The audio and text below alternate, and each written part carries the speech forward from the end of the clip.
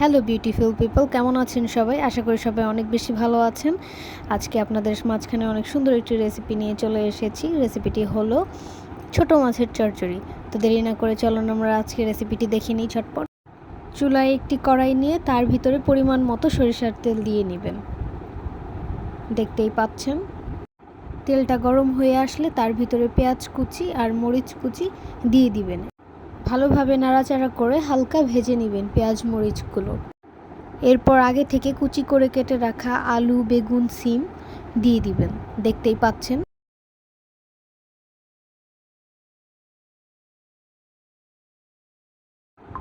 ভালোভাবে নাড়াচাড়া করে এর ভিতরে পরিমাণ মতো লবণ দিয়ে দিবেন।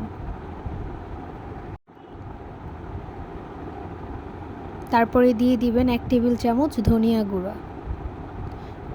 আরও অ্যাড করবেন 1 টেবিল চামচ হলুদের গুঁড়া।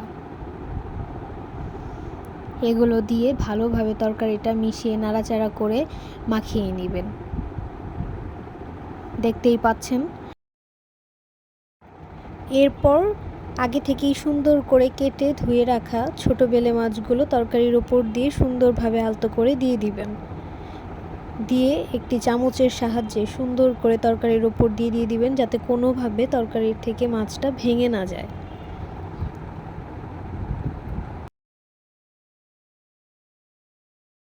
এরপরে 1.5 কাপ পরিমাণ পানি অ্যাড করে দিবেন।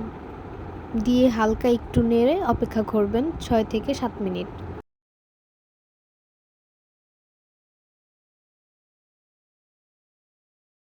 দেখতেই পাচ্ছেন তরকারির কত সুন্দর একটি কালার চলে এসেছে।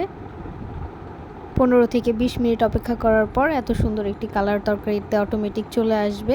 এবং এরপরে আপনারা যদি একটু ধনিয়া পাতা অ্যাড করতে চান, সেক্ষেত্রে কুচি করে ওপর দিয়ে সুন্দর করে দিয়ে দিবেন। দিয়ে দেওয়ার পরে আলতো করে একটি চামচের সাহায্যে এটাকে বসিয়ে দিবেন। হয়ে গিয়েছে আমাদের ছোট মাছের চচ্চড়ি রেসিপি। শীতের সকালে আপনি গরম গরম ভাতের সাথে অবশ্যই এই রেসিপিটি একবার ট্রাই করে দেখতে পারেন। আই হোপ আপনার কাছে অনেক বেশি ভালো লাগবে, এবং ভালো লাগলে অবশ্যই আমাকে কমেন্ট করে জানাবেন। ভিডিওটি ভালো লেগে থাকলে লাইক, কমেন্ট, শেয়ার করে পাশে থাকবেন। Thanks for watching this video. আল্লাহ হাফেজ।